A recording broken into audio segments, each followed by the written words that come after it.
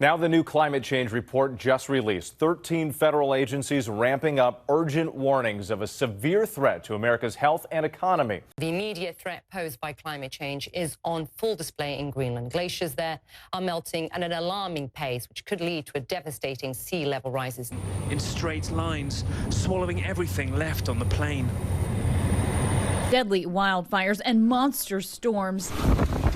Terrifying signs of things to come, according to tonight's dire new assessment from 13 federal agencies. Relentless droughts have stripped millions of rural herders of their animals, their only real wealth, and driven humans closer to the scarce water supplies.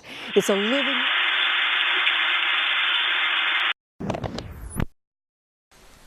Distressing events are constantly flooding our screens, with 24-hour news making us more aware than ever before. In the face of horror where media circulates our lives, is there danger that we become numb to the headlines? Does our empathy have limits when it's stretched too thin? Do we get stuck in a state of paralysis, where we struggle to mobilize an effective response? Do we switch off as a result of being too overwhelmed and anxious? You may have heard of the term compassion fatigue, a state of desensitization from exposure to an overwhelming amount of compassion stress. A large majority of climate change communication relies on the assumption that if people are frightened by these issues, then they will convert this response into action. However, in many cases, this isn't true.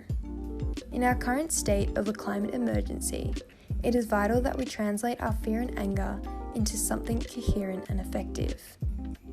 So I decided to ask my family and friend what inspires them to take action. My motivation, I have to say, comes from actually working in a company with people who have been, focused on sustainability, biodiversity for nearly over 100 years. There is a lot of hype in the media about climate change, but I think you have to look at it differently. There is a lot everyone themselves can do in their personal life to help the climate issue. That's recycling, that's going to the farmers markets.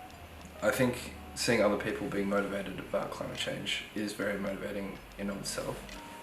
Seeing people rally, and as we've seen the Climate Strike Week recently with everyone in Centennial Park and all other places around the world, I think that's super motivating. But as individual people, I don't think we have the ability to make enough change. I think that it should come from government bodies, and we can always rally government bodies, but at the end of the day, they're the ones that make the decisions.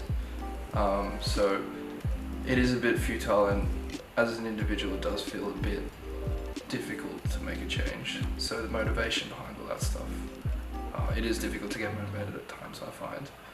I'm acutely aware of all the information that's out there and messages being thrown around and delivered about climate change and about impact, about social impact and the way we contribute to that. So the way that I activate my initiative to do something is to see the documentaries out there, not so much those that are of a doom and gloom subject, but those out there that have a proactive cause about them.